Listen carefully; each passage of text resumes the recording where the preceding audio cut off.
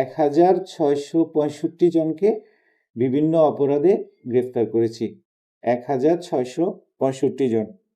গতকাল থেকে আমাদের কম্বিং অপারেশন শুরু হয়েছে এবং আমরা সন্ধ্যা 6:30 থেকে 10:30 পর্যন্ত 139 জনকে আটক করেছি এবং গত 32 ঘন্টায় আমাদের আটকের পরিমাণ হচ্ছে 244 জন।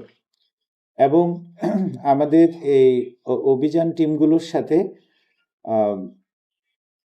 জেলা প্রশাসন থেকে ভ্রাম্যমাণ আদালত, ভ্রাম্যমাণ ম্যাজিস্ট্রেট নিয়োগ করা হয়েছিল এবং তাৎক্ষণিকভাবে 139 জনকে বিভিন্ন মেয়াদের কারাদণ্ড প্রদান করা হয়েছে।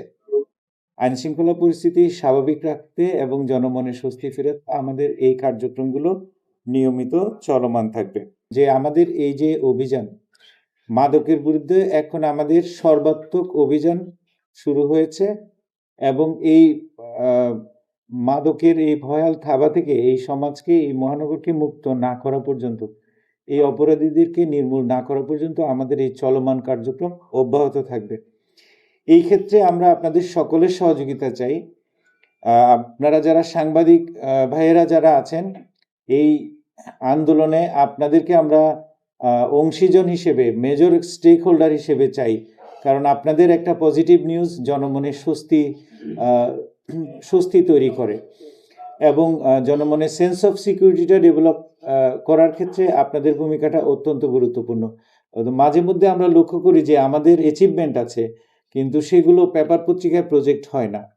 আবার একটা ছিনতাইয়ের ঘটনা হয়েছে, সেটা কিন্তু উইদিন অ্যান আওয়ার সারা বাংলাদেশে প্রজেক্টেড হয়ে যাচ্ছে। এইটা সমস্যা নেই। একটা অপরাধমূলক ঘটনা সংঘটিত হওয়ার সাথে সাথেই পেপার পত্রিকায় যত দ্রুত আসে আমাদের নজরে তত দ্রুত পড়ে এবং সেক্ষেত্রে আমরা দ্রুত ব্যবস্থা নিতে উদ্বুদ্ধ হই।